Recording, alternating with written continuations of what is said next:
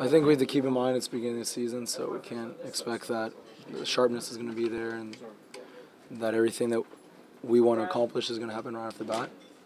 But with that being said, they played us pretty tough. I felt like their chances really came off of some of our miscues, but we dealt with it. We got the shutout, we got a point, so we'll just continue to move on. Can you talk about Connor's return and what it means for you having him playing in front of you? Yeah, Connor's amazing. He's, I think, the longest tenured guy here, right? So he brings a lot of energy, a lot of effort, leadership, quality onto the field. I think more than anything, we're just really excited to have him back because I know it's been difficult. It's been a difficult path to recovery, and we're always encouraging him the same way that he encourages all of us. So it's nice to have him back on the field. And how does his style of play affect you in that?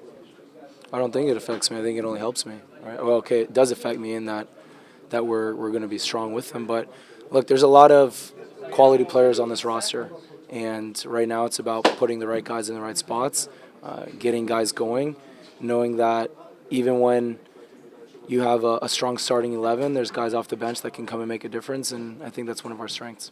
If I can ask you, what happened with that early chance? I guess you cleared the ball, and all of a sudden Real Salt came at your net, and Movsisyan hit the post. Rebound, I think it was Kemar who cleared it off the line. What happened in that sequence?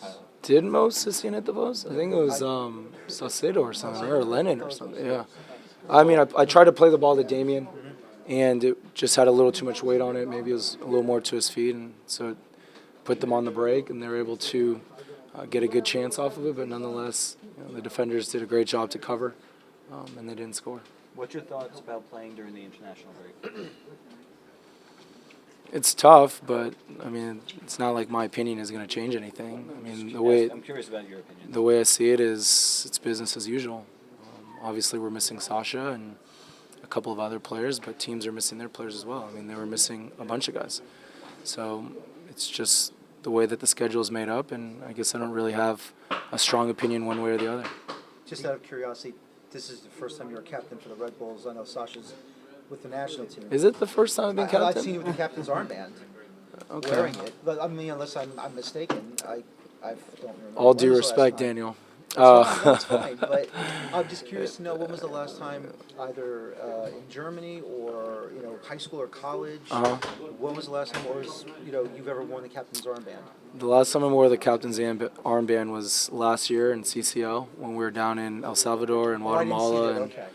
and then last year against San Jose I wore the captain's armband. So I mean, look, it is symbolic in what it is, but at the end of the day, one of our strengths is that we have a lot of leaders on this team, a lot of guys that hold themselves accountable, and that's what's really important. As a leader, you want to not only understand where the team needs to go, but get guys to go that direction. And one of the biggest things also about being a leader is getting the best out of guys. So we're constantly pushing each other, not only to be the best that we can be, but everyone around us to be better. On behalf of Michael Phillips, how cynical do you think RSL played, and including there was a 5-minute stretch with 3 yellow cards?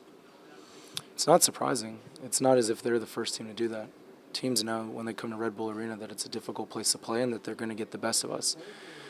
So you have to find different ways to slow us down. And I think during that stretch it was very effective for them. Obviously they have to sacrifice some yellow cards, but as a team we need to continue to get better in those moments. We need to be smarter and find ways to continue to push the game.